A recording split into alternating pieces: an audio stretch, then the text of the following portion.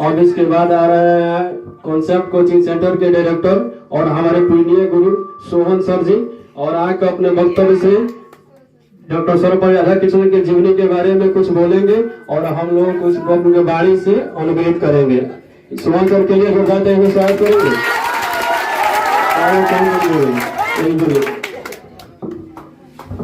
Hello बच्चों, जैसे कि आप लोग जानते हैं हम सब यहाँ शिक्षक दिवस मनाने के उद्देश्य से एकत्रित हुए हैं, लेकिन आप लोग को इसके बारे में कुछ अपना विचार प्रस्तुत करते हैं कि शिक्षक दिवस क्यों मनाया जाता है।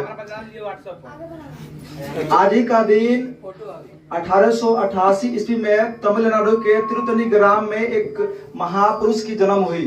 एक गरीब ब्राह्मण परिवार था, लेकिन विद्वान उसके पिता थे और उनके पिता के नाम था सर्वपल्ली वीरास्वामी, और उन्हीं के घर एक महा तेजस्वी और मेधावी छात्र के बच्चा का जन्म हुआ और उनका नाम बाद में पड़ा डॉक्टर सर्वपल्ली राधाकृष्णन। उन्होंने अपने शिक्षा के क्षेत्र में अपना 40 साल अध्यापन क्षेत्र में बिताया है और उनके जीवन में बहुत सारी घटनाएं घटी, लेकिन उन्होंने अपने शिक्षा को महत्व दिया और बहुत अच्छा से पढ़ाई किया और आगे जाकर के पूरा बच्चों को शिक्षा पर जोर दिया। शिक्षा को बताया कि शिक्षा बिना आदमी अधूरा है, शिक्षा समाज और मनुष्य दोनों का आधार है। उन्होंने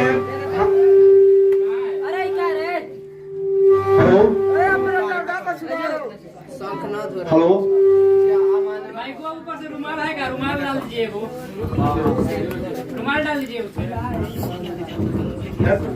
हो गया। हेलो हेलो हेलो हेलो हो गया। हेलो हेलो हेलो बुला के लाना पड़ेगा क्या उसको? हेलो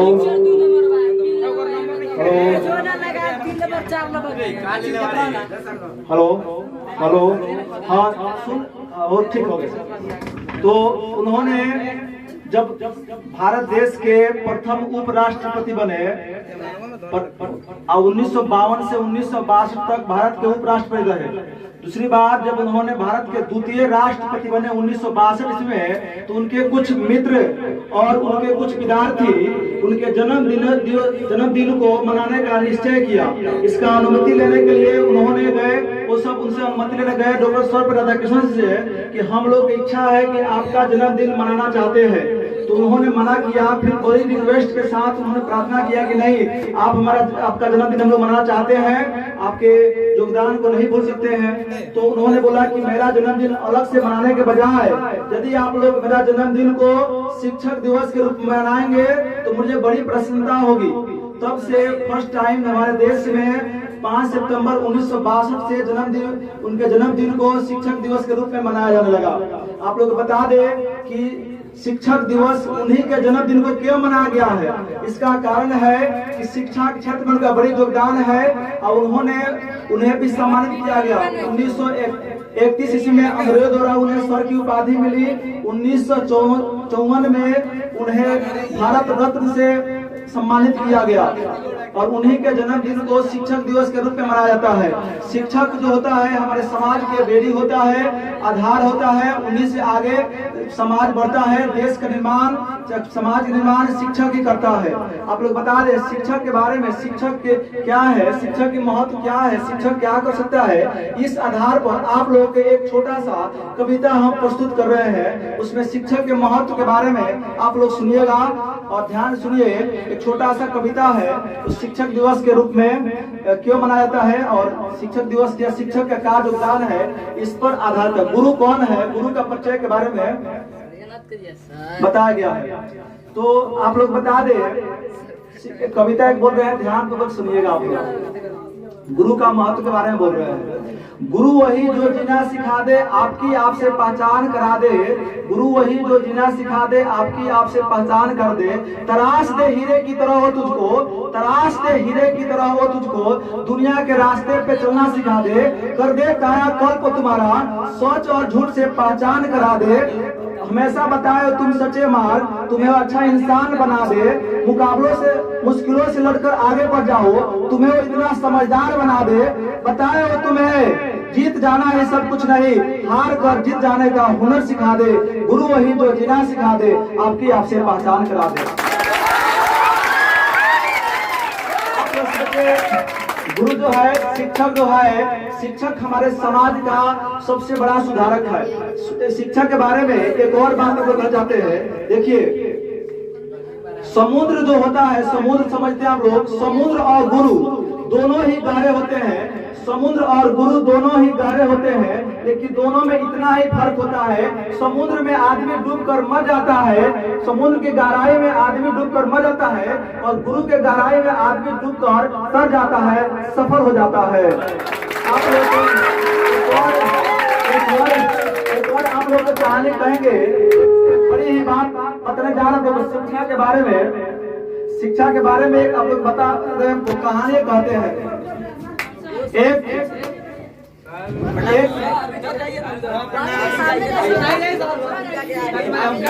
वहाँ पे है, बच्चों ध्यान से एक कहानी है, आप लोग सामने प्रस्तुत करेंगे शिक्षा के बारे में, आप लोग गुरु के महत्व के बारे में। हम लोग आगे बढ़ने के लिए, अपने जिंदगी में कुछ करने के लिए गुरु बनना जरूरी है। यहाँ पर सुने, गुरु बनना जरूरी है। बिना गुरु के कोई आगे नहीं बढ़ा है। सभी के जितना भी महान हस्ती हुए हैं, उन सभी का गुरु है, और गुरु के बिना कोई आगे नहीं बढ़ सकता है। तो आप लोग बताना चाहते हैं, छोटा सा कहानी समझिए। गुरु के प्रति श्रद्धा भक्ति हो, विश्वास हो, और बिना तर्क वितर्क कुतर्क के गुरु पर अंधविश्वास करके गुरु का कहना मान के जो आगे बढ़ा है, वही सफल हुआ है। जो जिसका कोई गुरु नहीं है, जितने भी महान हस्ती, सिकंदर सुनिएगा, चाहे चंद्रगुप्त मौर्य सुनिएगा, जो भी सुनिएगा, उसका कोई ना कोई गुरु है। और गुरु बनना क्यों जरूरी है बच्चों, आप लोग एक कहानी के माध्यम से बताना चाहते हैं। ध्यान से कहानी को सुनिएगा, इस कहानी से आप लोग को बड़ी सीख मिलेगी। प्राचीन काल में एक कथा प्रचलन है कि एक बैरागवती की कथा है।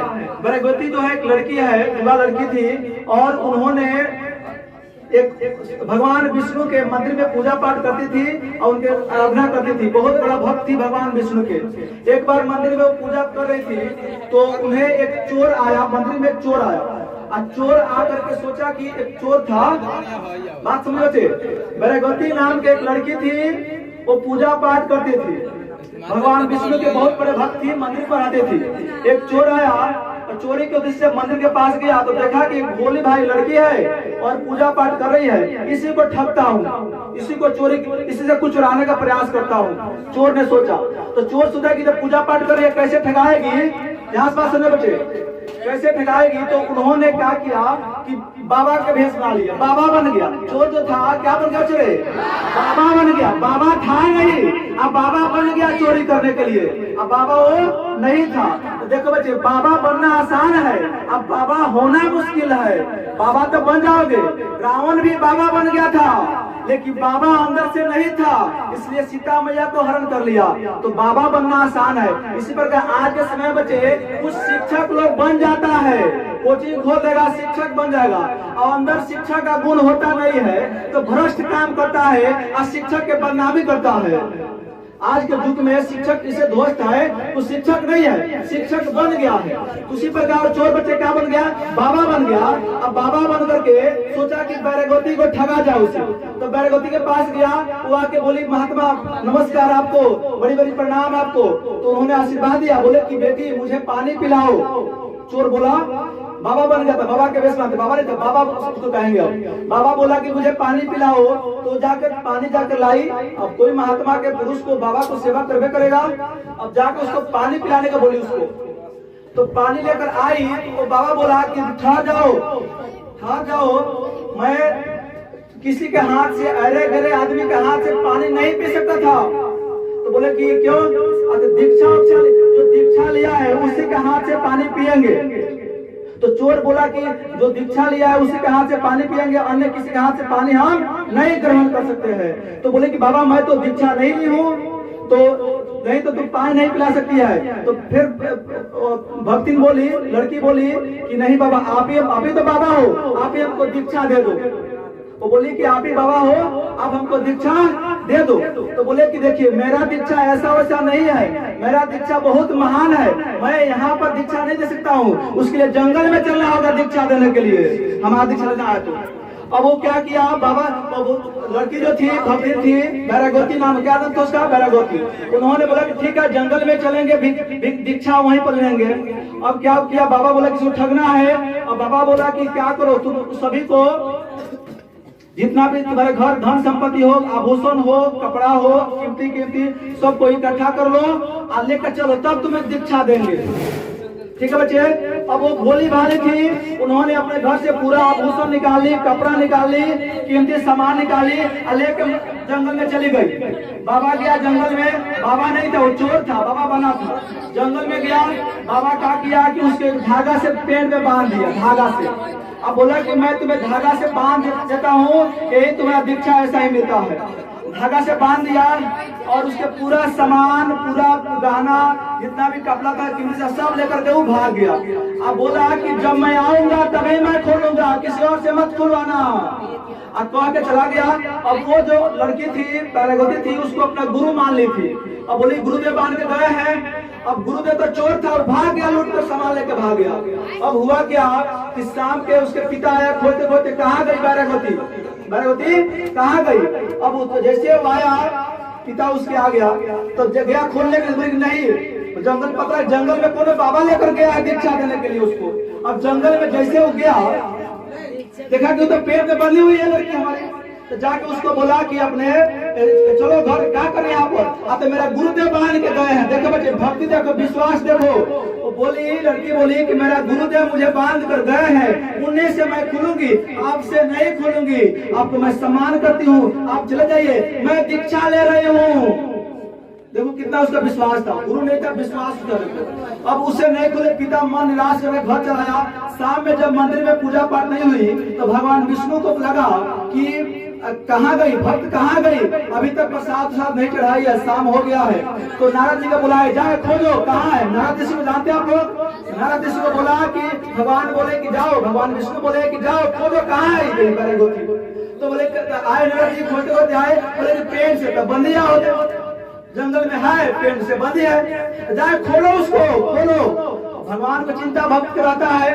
अब आए नारद जी, आए आके उसको खोल दिए।